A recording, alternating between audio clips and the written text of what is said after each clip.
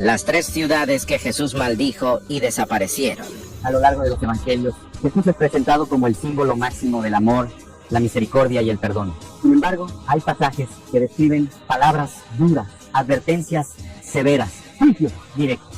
Y entre ellas, una de las declaraciones más inquietantes de toda la Biblia, Jesús maldiciendo ciudades enteras. No individuos, no reyes, no ejércitos, ciudades completas que habían visto milagros, escuchado su voz y presenciado lo imposible. ¿Qué hicieron estas ciudades para merecer algo peor que Sodoma?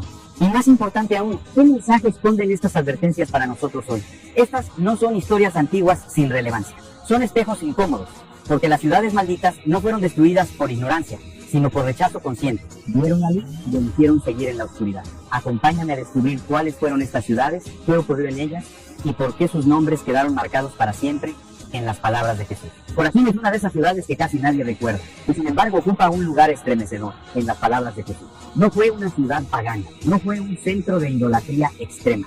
Corazín estaba ubicada muy cerca del mar de Galilea, en la misma región donde Jesús realizó la mayor parte de sus milagros. Era territorio conocido, religioso, familiar con la ley de Moisés, y precisamente por eso su condena es tan dura. Jesús menciona a Corazín directamente en el Evangelio de Mateo y en Lucas, y lo hace con una expresión que hiela la sangre. ¡Ay de ti, Corazín! No es una frase ligera. En el lenguaje bíblico, ese ay es un lamento fúnebre, una declaración de juicio. Es como si Jesús estuviera anunciando una tragedia inevitable. ¿La razón? Corazín fue testigo de obras poderosas, señales sobrenaturales, milagros que no se realizaban en cualquier lugar. Y aún así, no hubo arrepentimiento. Aquí está el punto clave. Corazín no fue condenada por maldad abierta, sino por indiferencia. No rechazó a Jesús con violencia, no lo crucificó, no lo persiguió. Simplemente lo escuchó y siguió igual. Vio lo extraordinario y lo trató como algo común. Esa apatía espiritual es lo que provoca la advertencia más severa. Jesús compara a Corazín con Tiro y Sidón, ciudades paganas conocidas por su corrupción, y dice algo impactante: que si los milagros hechos en Corazín se hubieran realizado allí, esas ciudades se habrían arrepentido hace tiempo. Es decir, Corazín tuvo más luz y respondió peor. En la lógica divina, eso agrava la culpa. Corazín representa a las personas y comunidades que están rodeadas de fe, de mensajes, de oportunidades espirituales, pero que nunca permiten que eso los transforme. Escuchan sermones, ven testimonios, conocen historias, pero su corazón permanece intacto, sin cambio, sin arrepentimiento y según Jesús. Ese estado es más peligroso que la ignorancia total. Hoy, las ruinas de Corazín siguen allí, silenciosas. No hay relatos de destrucción espectacular como Sodoma. No hubo fuego del cielo, solo abandono, olvido, desaparición progresiva. Y eso es aún más inquietante, porque la maldición no siempre llega como castigo inmediato, sino como pérdida de propósito, como una decadencia lenta que nadie nota hasta que es demasiado tarde. Corazín nos deja una advertencia clara: ver milagros no salva, escuchar la verdad no basta. Conocer a Jesús sin permitir que cambie tu vida puede ser, según sus propias palabras, una de las peores formas de rechazo. Bethsaida ocupa un lugar especialmente doloroso en los evangelios. No solo fue una ciudad testigo del ministerio de Jesús, sino que además fue el hogar de algunos de sus discípulos más cercanos. Pedro, Andrés y Felipe provenían de allí. Era una ciudad marcada por la cercanía, por la familiaridad con lo sagrado, y aún así Jesús la incluye entre las ciudades malditas. Una vez más, las palabras son directas y sin adornos. Ay de ti, Bethsaida. No hay ambigüedad, no hay parábola, no hay suavidad. Jesús no habla como maestro paciente, sino como juez que emite un veredicto, y la razón vuelve a ser la misma, aunque con un matiz aún más inquietante. Bethsaida no solo vio milagros, sino que convivió con ellos. En Bethsaida, Jesús sanó a un ciego de una manera inusual, llevándolo fuera de la aldea antes de devolverle la vista. Ese detalle no es menor. Muchos intérpretes ven en ese gesto un símbolo poderoso. La ciudad entera estaba espiritualmente ciega. El milagro ocurrió, pero no produjo un despertar colectivo. Fue un acto aislado en medio de una comunidad acostumbrada a lo sobrenatural, pero desconectada de su significado. Bethsaida representa un peligro silencioso, cuando lo extraordinario se vuelve rutinario, cuando la fe deja de asombrar, cuando los milagros ya no provocan arrepentimiento sino comodidad. Jesús denuncia eso con dureza, porque la costumbre espiritual endurece el corazón más que la oposición abierta. Aquí no hay ignorancia, hay saturación, no hay rechazo explícito, hay indiferencia normalizada. Al igual que con Corazín, Jesús vuelve a comparar a Bethsaida con Tiro y Sidón. Y otra vez afirma que estas ciudades paganas habrían reaccionado mejor ante la luz que recibió Bethsaida. Es una inversión total de expectativas. Los lejanos habrían creído, los cercanos no lo hicieron. Y eso revela una verdad incómoda. Estar cerca de lo sagrado no garantiza transformación. Bethsaida no fue destruida por una catástrofe divina registrada en la historia, simplemente desapareció. Su nombre quedó enterrado entre ruinas, debates arqueológicos y silencio. Una ciudad que tuvo discípulos, milagros y predicación directa del Mesías, y aún así no dejó huella viva. Es una advertencia brutal, porque Betsaida no simboliza al enemigo de la fe, sino al creyente acostumbrado a la comunidad que escucha, participa, observa, pero no cambia, que confunde información espiritual con conversión, que cree que por proximidad ya está a salvo. Jesús no maldice a Betsaida por lo que no tuvo, sino por lo que tuvo en abundancia y desperdicio. Y ese mensaje atraviesa los siglos, porque el juicio no siempre cae sobre quienes nunca oyeron, sino sobre quienes oyeron tantas veces que dejaron de escuchar. Cafarnaúm no fue una ciudad cualquiera, fue, en muchos sentidos, el centro del ministerio de Jesús. Allí vivió, predicó, sanó enfermos, expulsó demonios y enseñó en la sinagoga con una autoridad que nadie había visto antes. Cafarnaúm fue privilegiada como pocas, y precisamente por eso su caída es la más dura de todas. Jesús pronuncia sobre ella una de las frases más aterradoras de los evangelios. Y tú, Cafarnaúm, que fuiste exaltada hasta el cielo, serás hundida hasta el Hades. No es una metáfora suave, es una sentencia. Cafarnaúm se sentía especial, elegida, elevada por su cercanía con Jesús. Pero esa exaltación no produjo humildad, sino orgullo espiritual. Aquí el problema ya no es solo indiferencia o costumbre, es autosuficiencia. Cafarnaúm creyó que por ser el epicentro de la obra de Jesús estaba a salvo, que la presencia del Mesías garantizaba su destino. Pero Jesús deja algo claro: los privilegios espirituales no reemplazan el arrepentimiento, al contrario, lo hacen más urgente. Cafarnaúm escuchó enseñanzas profundas, vio sanidades públicas, presenció liberaciones sobrenaturales. Aún así, no hubo una respuesta colectiva, no hubo una transformación duradera. La ciudad recibió al maestro, pero no se rindió ante él. Y eso, en la lógica del reino, es una traición silenciosa. Jesús vuelve a hacer una comparación devastadora. Afirma que Sodoma, símbolo máximo del juicio divino, habría permanecido hasta su tiempo si hubiera visto los milagros realizados en Cafarnaúm. Es una declaración escalofriante. Sodoma habría tenido más oportunidad de sobrevivir que una ciudad que caminó junto al Hijo de Dios. Ruinas silenciosas donde una vez caminó Jesús. No fue arrasada por fuego, sino por algo más sutil y peligroso: el orgullo espiritual. Pensaron que tener a Jesús cerca era lo mismo que seguirlo, y se equivocaron. Cafarnaúm nos confronta con una verdad dura: cuanto mayor es la luz recibida, mayor es la responsabilidad. No basta con admirar a Jesús, estudiar sus palabras o hablar de él. La pregunta que esta ciudad deja en el aire es inquietante. ¿Qué hacemos con la presencia de Dios cuando ya no nos impresiona? Hay algo profundamente inquietante en todo esto, y muchos pasan por alto este detalle. Jesús no maldijo a individuos concretos, sino a ciudades enteras. No señaló nombres propios, no expuso pecados personales, no hizo juicios públicos contra una sola persona, apuntó a comunidades completas. Y eso nos obliga a preguntarnos por qué. En la mentalidad bíblica, una ciudad no es solo un conjunto de edificios, es una cultura compartida, una forma de pensar, un sistema de valores. Cuando Jesús habla contra Corazín, Betsaida o Cafarnaúm, no está condenando errores aislados, sino una atmósfera espiritual colectiva, un rechazo que se volvió normal, una indiferencia que dejó de ser individual para convertirse en identidad. Estas ciudades habían creado un entorno donde los milagros no transformaban, donde la verdad no confrontaba y donde la presencia de Dios no producía temor reverente. No era solo que algunas personas no creyeran, era que la incredulidad se volvió el clima general. Y cuando eso ocurre, el mensaje ya no encuentra espacio para crecer. Jesús entiende algo que hoy sigue siendo vigente: el entorno moldea la respuesta espiritual. Una ciudad puede acostumbrarse tanto a lo sagrado que lo vuelve irrelevante, puede oír tanto la verdad que deja de sentirla, y cuando eso pasa, el peligro no es la persecución, sino la normalización del rechazo. Por eso, las palabras de Jesús no son un arrebato emocional, son un diagnóstico. Él no pierde el control, revela una consecuencia. Las ciudades no fueron malditas porque Jesús quisiera destruirlas, sino porque ya estaban espiritualmente muertas. La maldición no inicia el juicio, lo confirma. Este patrón se repite a lo largo de la historia bíblica. Jerusalén, Nínive, Babilonia. Dios trata con pueblos cuando el pecado o la indiferencia se institucionalizan. Cuando el error deja de ser excepción y se convierte en norma.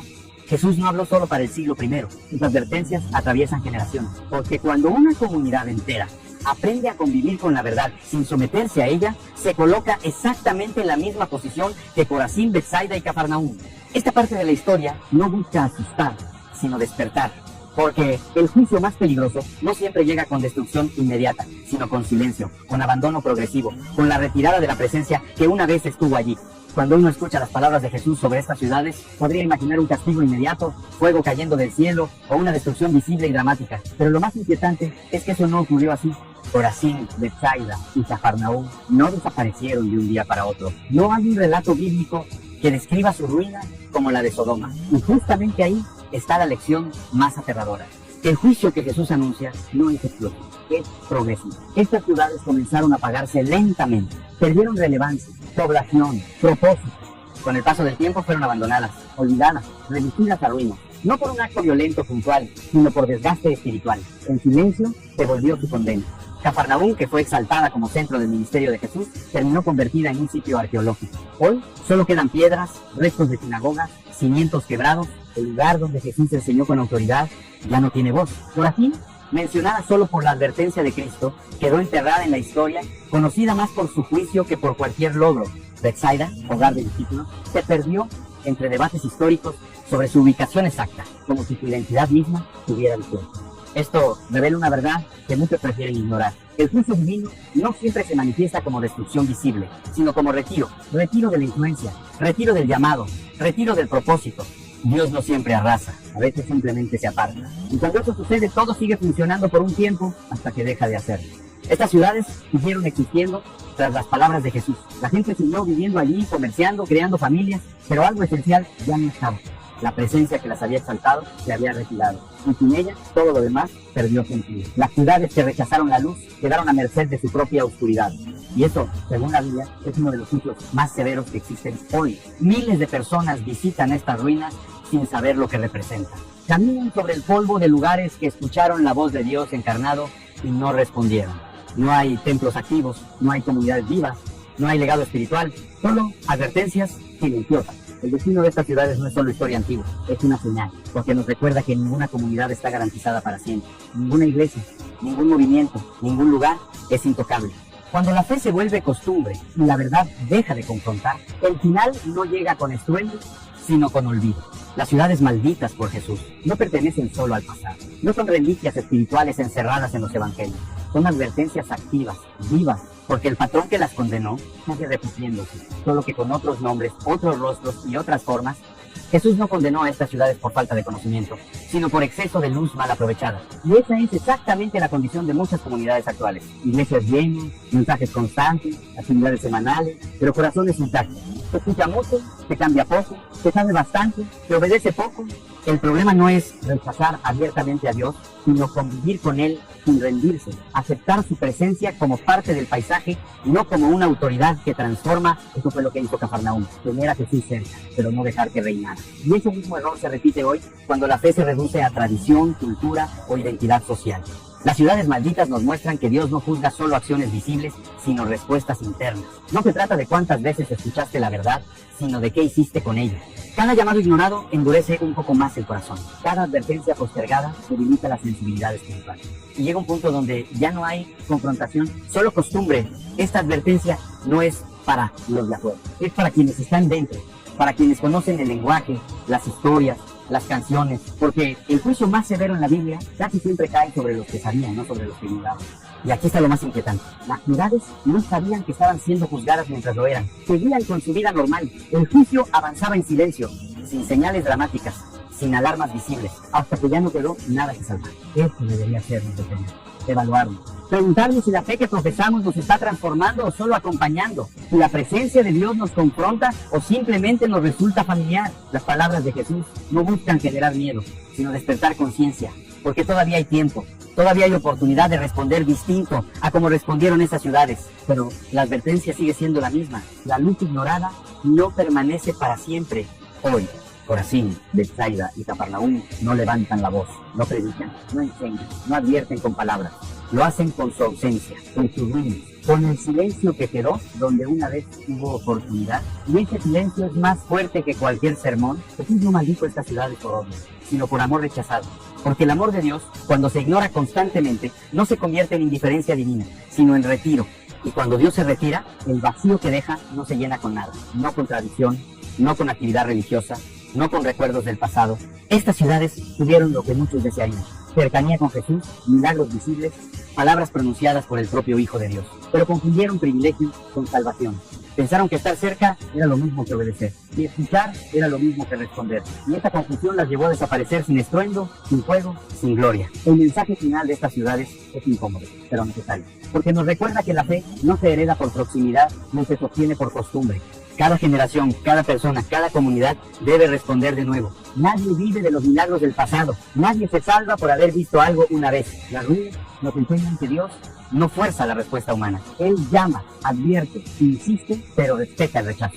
Y cuando ese rechazo se vuelve permanente, lo único que queda es el eco de lo que pudo haber sido. Este no es un mensaje de condena, sino de urgencia, porque mientras escuchas estas palabras, todavía hay voz, todavía hay oportunidad. Todavía hay tiempo para que la verdad no solo se oiga, sino que transforme. Las ciudades malditas no cayeron para asustarnos, sino para despertarnos, para recordarnos que la mayor tragedia espiritual no es no conocer a Dios, sino acostumbrarse a Él sin rendirse. Antes de que una ciudad se convierta en ruinas, siempre hay un momento final que casi nadie nota. No es dramático, no hay advertencias visibles, es simplemente el último llamado que pasa desapercibido. Eso fue lo que ocurrió con Corazín, Betsaida y Cafarnaúm. No ignoraron a Dios una sola vez. Lo hicieron muchas hasta que la voz dejó de escucharse. Jesús no habló de estas ciudades solo para describir su caída, sino para advertir a todos los que vendrían después. Sus palabras no estaban dirigidas a piedras ni a edificios, sino a corazones humanos. Porque el verdadero peligro no es revelarse abiertamente, sino aplazar la respuesta, decir mañana, decir después, decir no ahora, y sin darse cuenta, convertir ese después en un nunca. Este es el punto donde el mensaje deja de ser historia y se vuelve personal. Porque nadie sabe cuántas oportunidades tiene, nadie sabe cuántas veces más escuchará la verdad con claridad. Las ciudades malditas pensaron que siempre habría otra señal, otro milagro, otra ocasión, y cuando quisieron reaccionar ya solo quedaba el eco. El cierre de esta historia no es destrucción, es advertencia. Todavía hay voz, todavía hay luz, todavía hay tiempo, pero el Evangelio nunca promete infinitas oportunidades, solo la oportunidad presente. La fe verdadera no se define por lo que sabemos, sino por lo que hacemos con lo que sabemos. Jesús caminó por esas ciudades una vez, habló, sanó, llamó. Hoy sus palabras siguen caminando por generaciones enteras, tocando conciencias, incomodando corazones. La pregunta final no es ¿qué hizo Él?, sino ¿qué haremos nosotros? Porque cuando todo termine, cuando ya no haya advertencias ni llamados, no quedará lo que escuchamos, quedará lo que respondimos. Y ese será el único testimonio que hablará por nosotros.